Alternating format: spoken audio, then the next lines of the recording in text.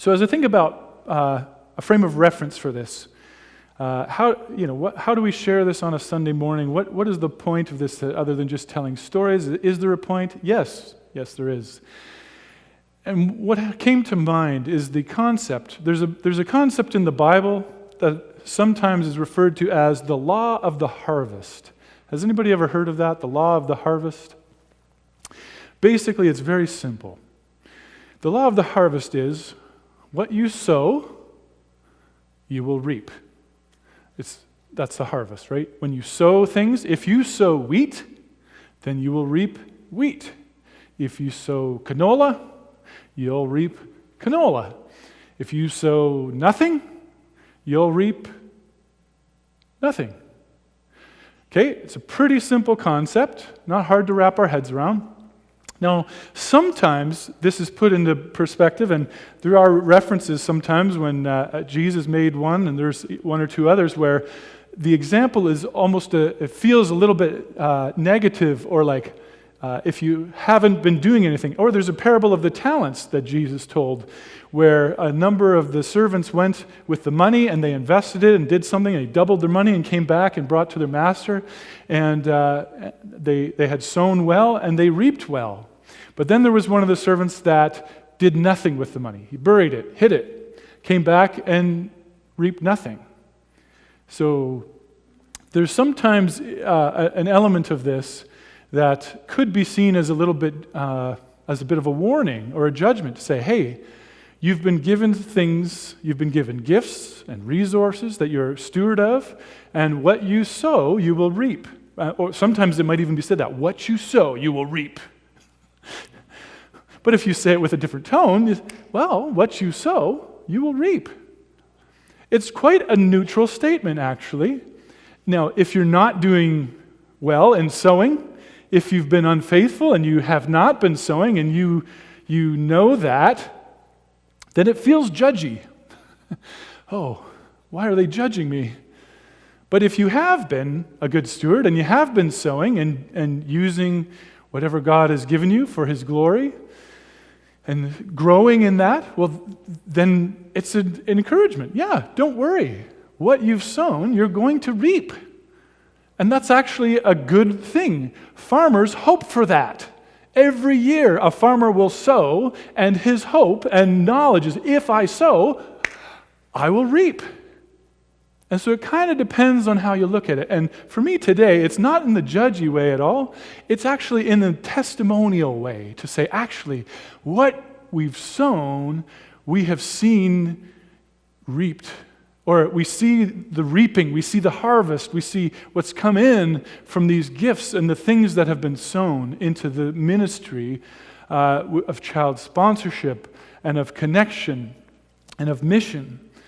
And I want to read for us from 2 Corinthians 9, verses 6 to 8. Generosity is encouraged. Paul also reminds the believers, he says, remember this, whoever sows sparingly will also reap sparingly. Whoever sows generously will also reap generously. Each one of you should give what you have decided in your heart to give, not reluctantly or under compulsion, for God loves a cheerful giver. And God is able to bless you abundantly so that in all things, at all times, having all that you need, you will abound in every good work. So this is the framework of what we're going to share today. I have a video to show, and we're going to share a few stories. But the framework is this concept, a very biblical concept of the law of the harvest, sowing and reaping. And when you watch the video, when you hear the stories, what has been sown has brought a harvest. And it's quite amazing to see what God has done and is doing and will do.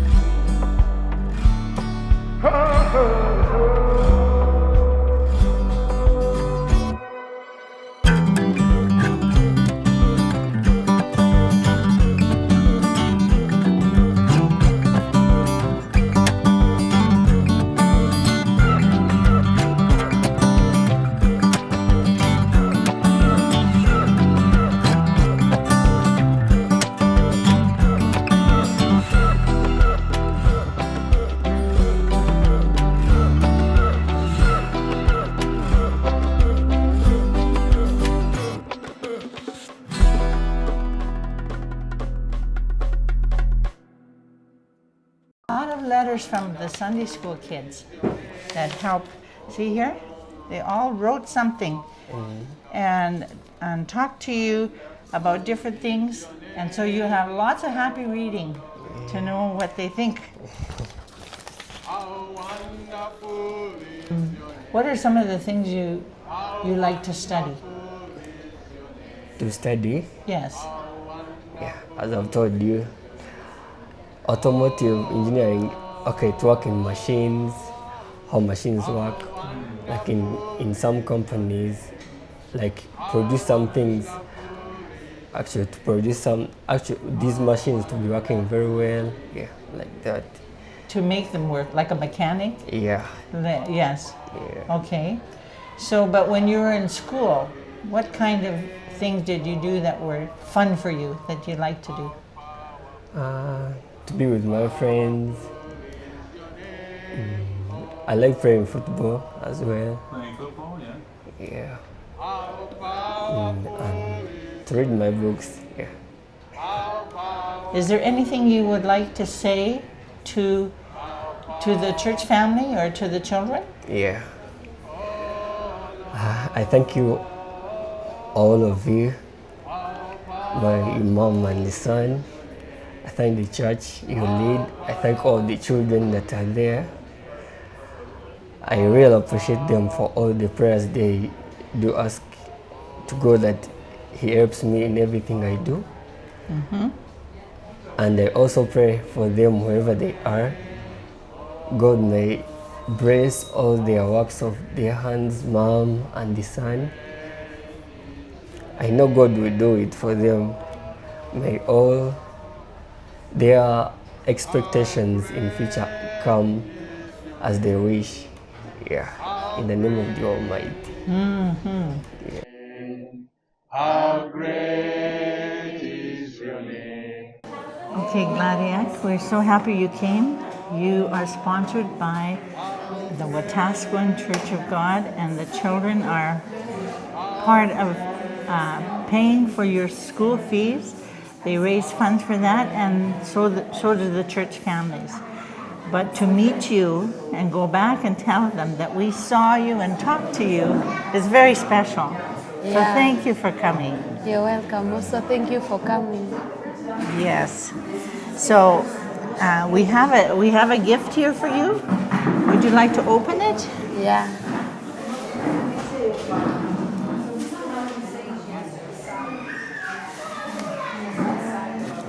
Okay, these are the letters from all the boys and girls that wrote letters to you from church. You are a destiny changer. There is a plan that has came for you. There is a plan that has came for me. It is a good day. It is a good time. Let us come together. Celebrate. It is a good day. It is a good time. Let us come together. Celebrate. Even when I became sponsored, I would write letters to them, but I would tell them that I want to be a doctor. Yes, but that is what I've become today. I think that is God's grace. I want us to thank God for that. My parents took me to the church when I think I was young, and up to now I'm still in the church. Through the church, I got this opportunity to be a sponsored child. But there are people we see here today. Since that time, I've been seeing them when I was sponsored. They visitors from Canada, Itunga Pondoso, Canada. Mama Julie, she's my mom. Toto Judy, Toto yes, since I was young, I started seeing her when I was very young. So I moved there in that journey up to now. I'm still seeing her. Holy, holy, your name. So we're so happy to be with you. Amen.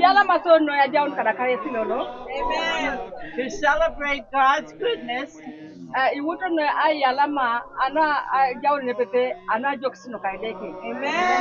And in helping you to have a new church building. You are holy. You are holy. You are holy. How wonderful is your name. How wonderful is your name.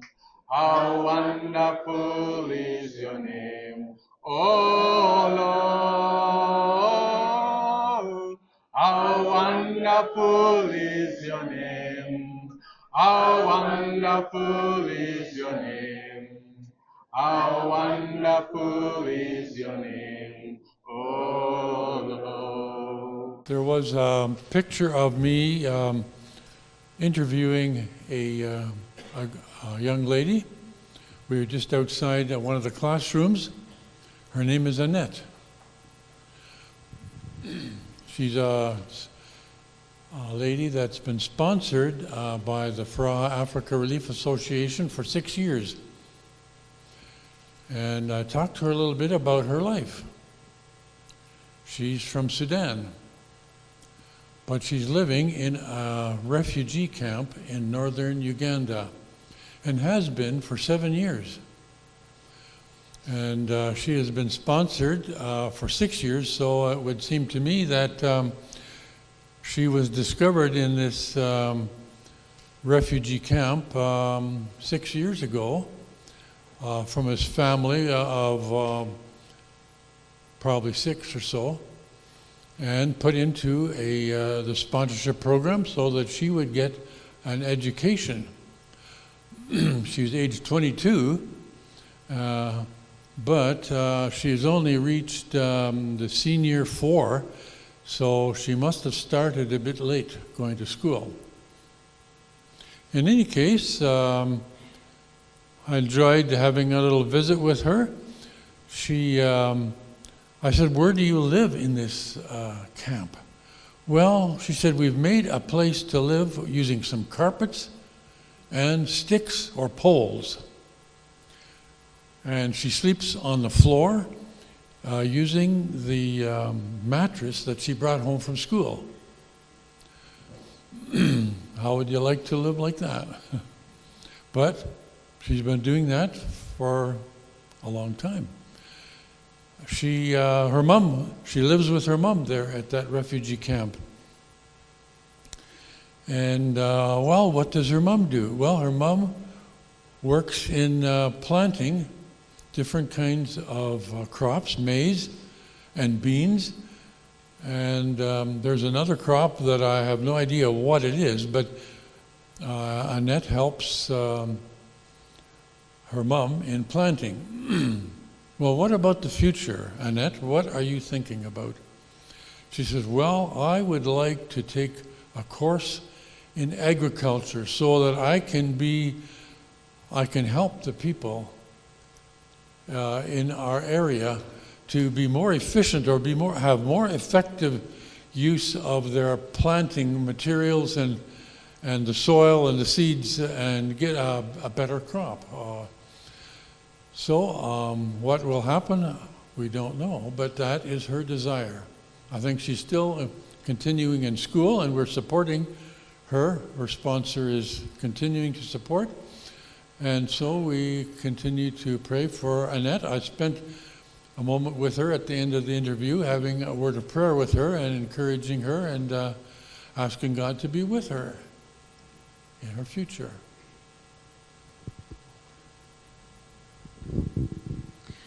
Yes, we were able to meet and give gifts to those of you who have sponsored children that from here, as well individually as well as from the church. So that was a very rewarding time to be able to meet with them and share with them and just give them a gift of love to have them feel like they're noticed and they count. I'd like to talk a little bit about the celebrations that we were part of. You saw a young man there in the village, and he was talking about his sponsorship journey. He has been in the program since 2003, so that's 22 years.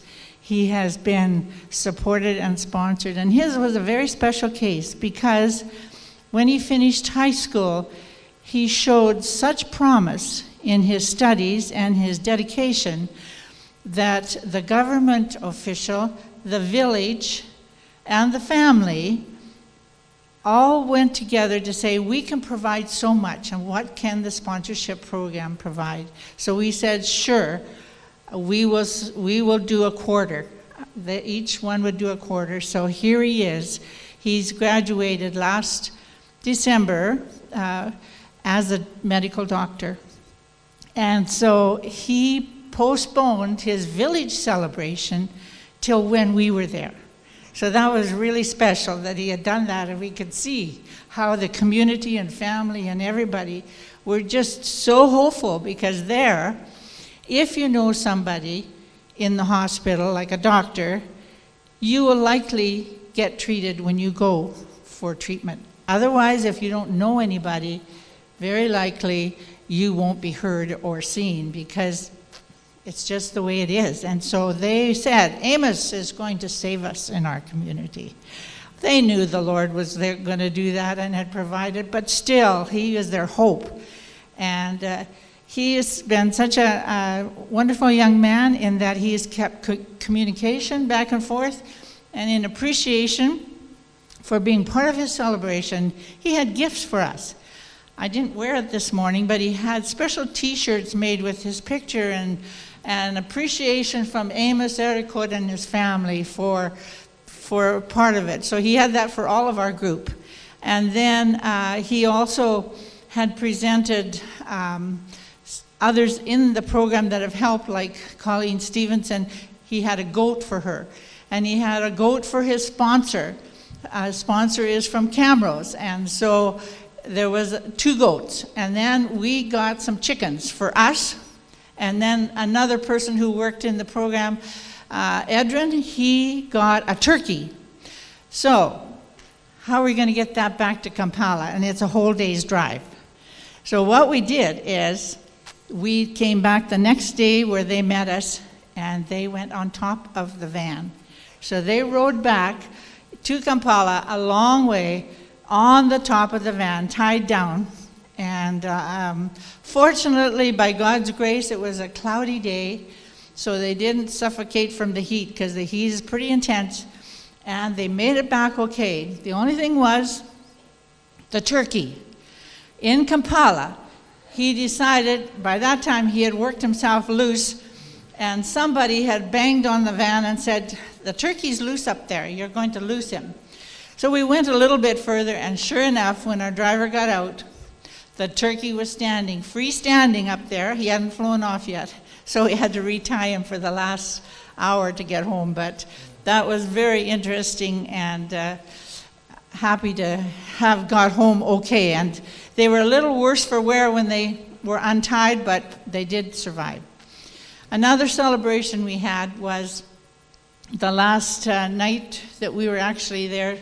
We had a party in the Stevensons' front yard. It was a very nice place, and we had all the staff, the sponsorship staff, the office staff, and the staff from the Stevensons eating together there in the backyard and just having a good time of sharing together for all the times. We worked together with some of them for all these years, and it's very special to be able to celebrate together like that. So celebrations are really big there, and I think they're kind of big here too if we let it happen. It's good to celebrate God's goodness to us. Yeah, thank you. There is lots more to tell, and please feel free to engage and ask questions afterwards, and lots to cover. For me, one of the things that stood out to me as I thought about once I preached both Sundays we were there. The first Sunday we were jet lagged, so we were just recovering. I preached both Sundays, and the first Sunday we were out in the village, and I preached there, and afterwards I invited people to come forward if they wanted prayer, and it was quite overwhelming, the number of people that came forward, and so Mom and Dad and the few others from the team, we were praying for people and the different needs for health and healing and different things, and asking God would intervene.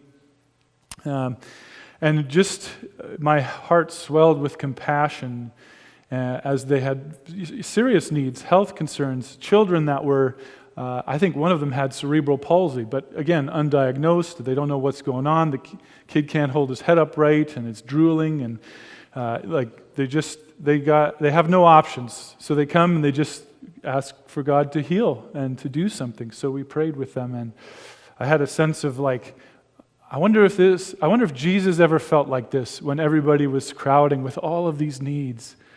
But it also reminded me that God is powerful and can work miracles, and that He doesn't get tired. Like, God's power isn't limited to say, oh wait, I can only deal with 5 people today. I can't handle all 50 of you. It's not that way. God's heart is filled with compassion.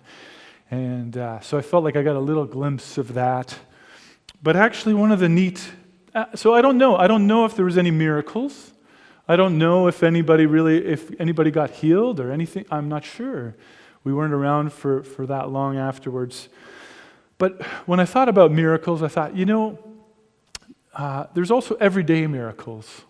And I think that one of those everyday miracles is the fact that there's Canadians, and Canadians from Wetaskiwin, that are connected to Ugandans, and Ugandans in Wetaskiwin, in this little village, a poor village.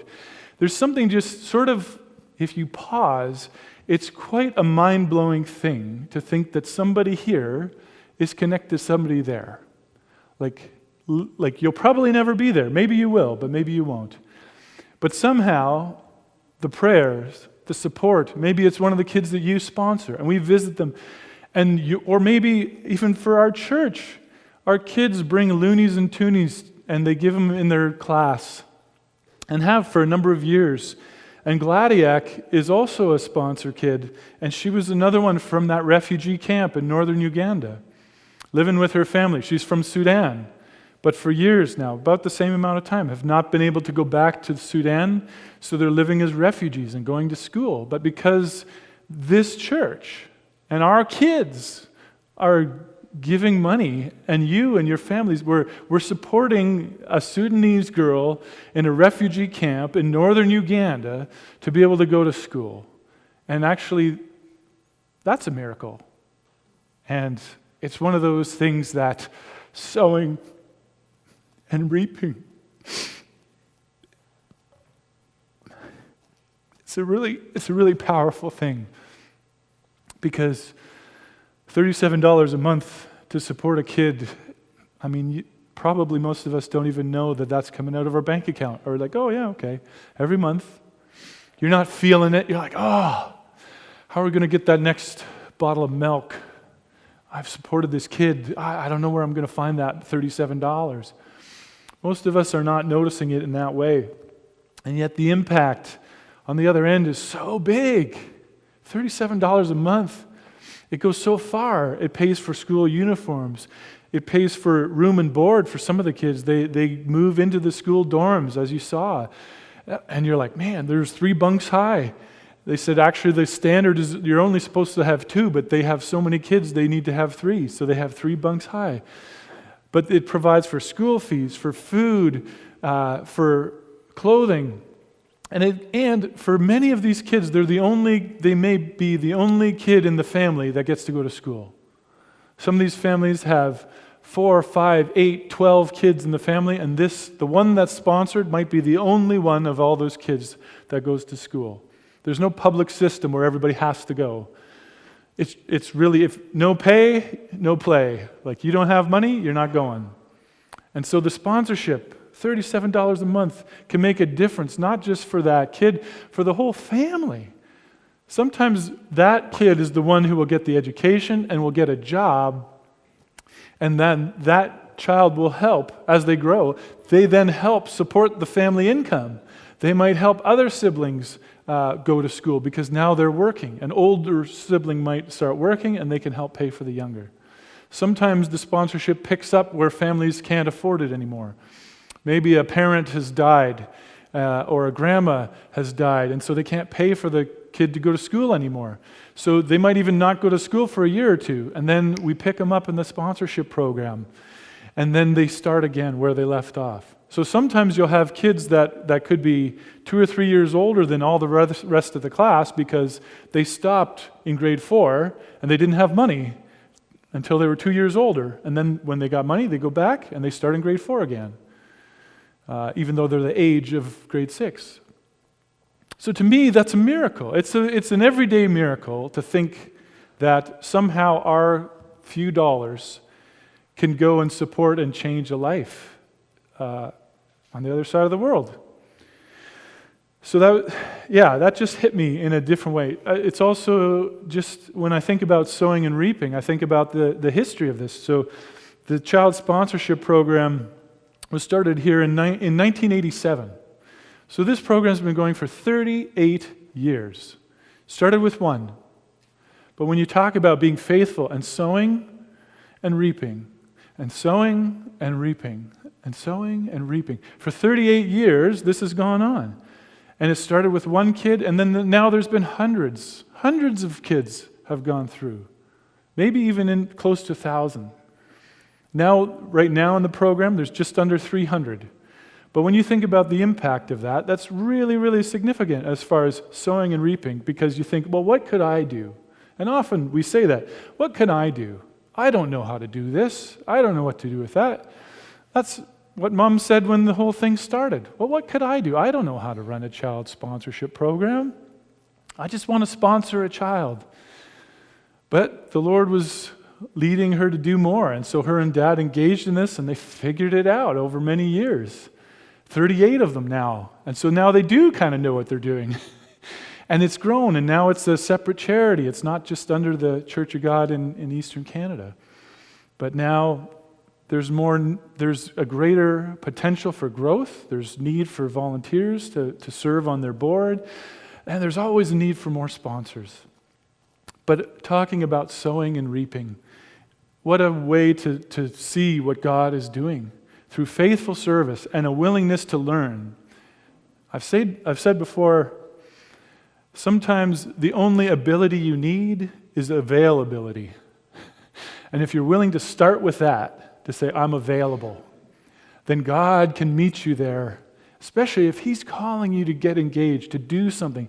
And you say, yes, Lord, I'm available.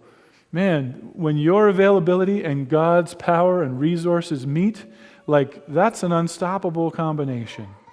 That's where we see a harvest for His kingdom. Lastly, I just wanted to encourage our church as well with the program that we've run at Christmas time in the last few years.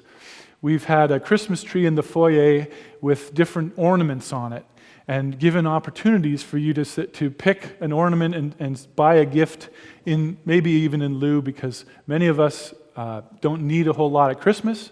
So this is a great alternative to say, okay, I've given a goat on your behalf, or I've given a chicken on your behalf, or sometimes we'd give rabbits. Again, a pair of rabbits, they breed like rabbits, and then they've got a food source. They got chickens, they got eggs, and then meat. They've got goats, they've got milk, and then meat. They've got, it's a big deal. And on our end, not necessarily a huge amount. There was a couple of bicycles we gave out to pastors that were purchased over Christmas time. And man, those pastors lit up. Their faces were so happy to think that they had a way to get around in the village to visit people and do the work of the pastor and with some wheels now. I mean, it was amazing. Brand new bike, still had the plastic wrap on it and everything, and just so great to see their smiles. But the bucket of love is one of those gifts. I think it's around $45 Canadian. And we gave out a bunch of these. And again, in the video toward the end, there were some pictures where we had these big orange laundry baskets. It was more like baskets of love but it made such an impact on me because for $45, again, not a huge deal for us, most of us, to be able to put $45 in, but then the impact of what it would do for that family. And so one of the ladies in that picture we went to visit, we brought a bucket of love, and in it they had a bag of rice, a bag of corn flour, there was salt, sugar, cooking oil, tea, They had solar light, so you could charge it in the sun, and has like batteries in it. So they had a solar light in there, and a mosquito net, and maybe beans as well.